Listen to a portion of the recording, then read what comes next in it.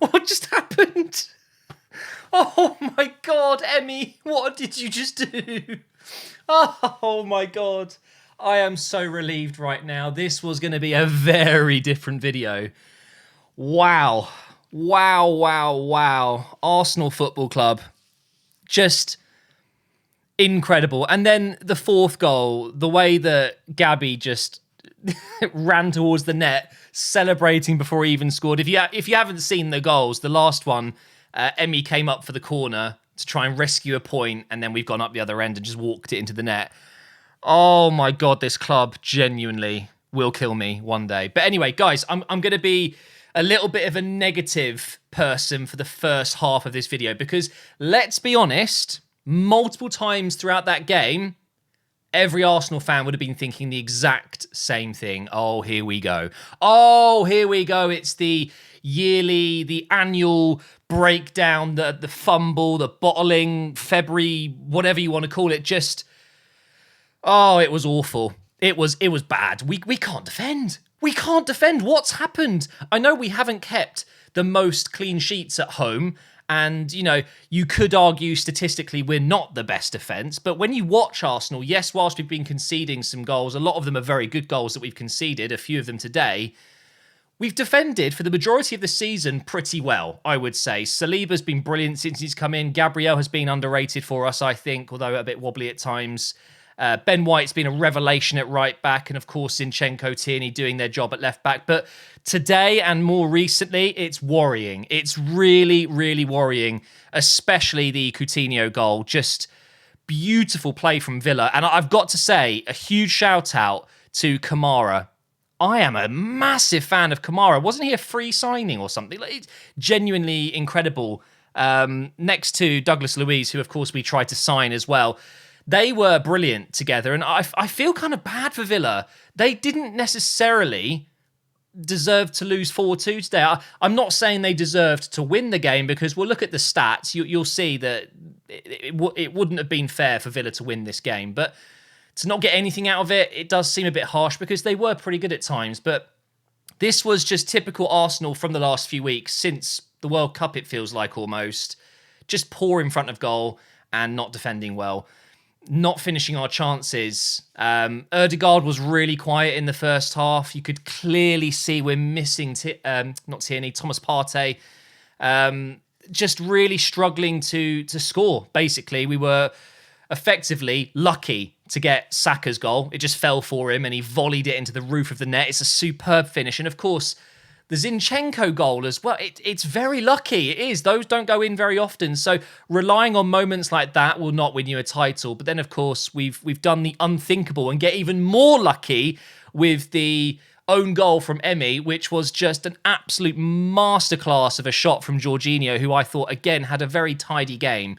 He's just not Partey. That's the thing. He's a different kind of player for us. You can see that the team don't seem to have the same kind of movement, the same flow.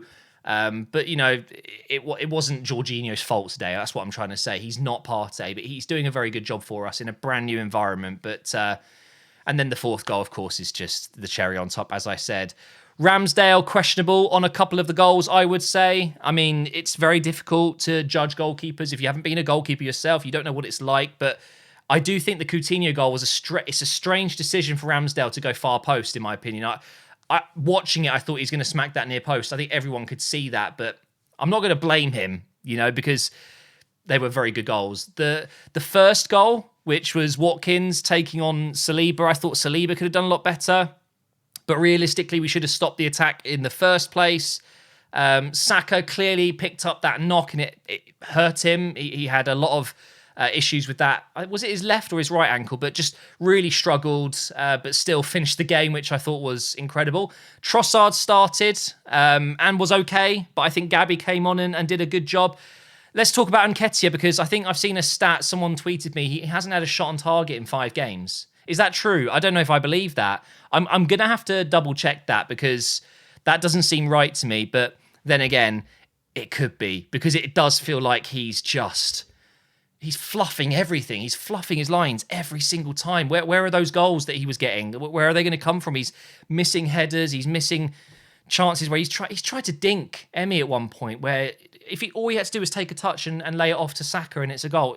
Strange decisions, but we can look at the stats here. This is where you can obviously see that Arsenal did dominate the game. It's a very inflated expected goals because of that last chance that we had with Gabby, which is an open goal. It's effectively an expected goal of 1, or maybe it's 0.99 or something like that. And of course, we did make a lot of good chances, but it's funny how 2 of the 4 goals we scored are just absolute worldies and extremely lucky, let's face it. The Jorginho one is just incredibly lucky how it's come off the bar and hit Emmy on the back of the head and gone in. So funny, though. I literally walked around my room laughing and screaming, and Ellen was very confused. It had to be Emmy, didn't it, with the time wasting and the constant just being Emmy. He's a clown, isn't he, really? And I loved him at Arsenal. I don't like the showboating. I don't like the time wasting, but everyone does time wasting. Man, what a game. As usual, I've tweeted out, for your thoughts. Cameron says, that is a statement. The character we showed was phenomenal. I don't know if we'll win the title, but that performance should jumpstart us back on to the next. That's the thing. Look, I think we can all agree that the title is very unlikely. I never believed it would happen. I still don't believe it's going to happen. It's even harder now. But imagine if we had lost this game. A draw, somewhat, I think, because we've come back twice. It's not the worst result in the world. It's still bad, right? We're 5 games in a row without a win. That's bad. Instead, we've come away with a win, and it shows. We've come back from behind twice. We've absolutely shown a lot of doubt. I saw it on Twitter. So many people laughing at Arsenal, like, yeah, there it is. Arsenal are back. No. We won the game. Shut up. Next comment coming in from DS Coffee. Sorry if I've said your name wrong. I think it's Coffee because of his picture. I take it all back. That one time Jorginho almost won the Ballon d'Or was completely deserved, and he was absolutely robbed. Jorginho, that strike. I saw the ball rolling to him. I'm like, please don't shoot. Please don't shoot. And then it's a rocket. And Emmy's got no chance. There's nothing. He hasn't done anything wrong there. It is just sheer bad luck. It really is. And it just had to be him, didn't it? It had to be.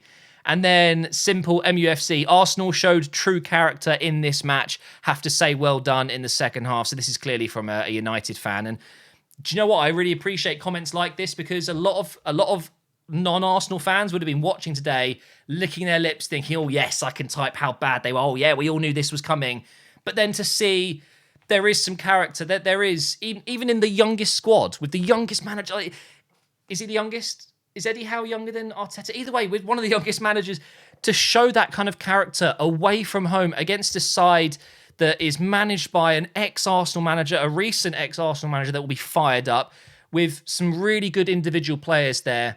That was written for us to lose again. It really was. We were 2-1 down, struggling, come out into the second half, and you just think, big game this, and we managed to do it. And the next one is really tough as well. Leicester away, they've just pumped Tottenham.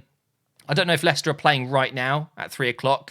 I'll be watching a totally legal stream. Can I just give a few minutes of this video to this stupid 3 p.m. blackout rule that's been in the Premier League or in England for so long now. This rule is so archaic. Can someone please start some sort of petition? Maybe I should try, but it's doing my head in that, look, if I show you what's going on right now in the Premier League. So obviously we were the early kickoff, which I absolutely hate. I'm going to matches here. So is this just Arsenal matches? No, it's not. Thank God for that. I was getting really confused for a second there. So we're the early kickoff. We get to watch Newcastle, Liverpool. But if you're in England, a lot of people don't even know this, but if you live in England, every single Saturday between 2:45 and 5:15, it's illegal to broadcast the football. So this game, and this game are only watchable if you're in the stadium. Now, 20 years ago, maybe it made sense. But with how the internet has blown up and how, let's face it, football has grown as a sport, you're telling me that every single Chelsea fan can fit into Stamford Bridge and watch this game if they wanted to? Of course not. It's impossible. And it was all to stop people, from not going to games. But the reality is 99% of club fans can't go to the game because it sells. Try and get an Arsenal ticket right now. Every few weeks, I'm reaching out, trying to find tickets to games that I can get to. It's impossible. You need to be a season ticket holder, or you need just a load of luck and a load of money. It's impossible. We need to get rid of this rule.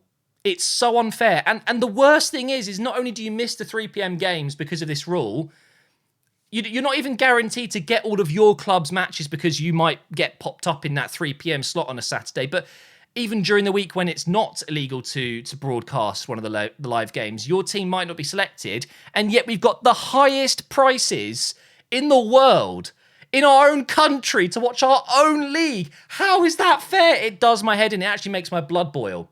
How is it? It's not justifiable now. I would get it, right, if they amended it slightly and they did half of the 3 p.m. kickoffs were shown. Half of them, just to encourage some of those games to have that blackout rule where people are more inclined to go to the game. And I know I'm going to get so many people going, just go to the match. Again, as an Arsenal fan, it is impossible right now. We're in arguably the best period of Arsenal's history in the last 20 years or so. It's impossible to get a ticket. It's genuinely impossible. It sells out instantly. So I hate it. I really do. But are Leicester playing? No, they're playing tomorrow, I guess. Let's just double check who they're playing. Oh, lovely. They're going to Old Trafford. So that should be a difficult one for them. And then maybe we'll jump on them in some bad form. But anyway, let's have a look at the table as we go back to the top of the table. It's an awful 3 games there. But do you know what? It could be a lot worse.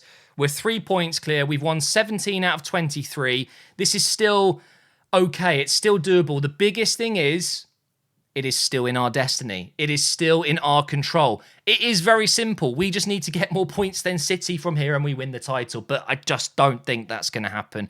We've still got Anfield. We've still got City again. It's not going to be easy. It's not. But do you know what? I've absolutely thoroughly enjoyed this season for what it is. I've been one of the happiest Arsenal fans you can imagine.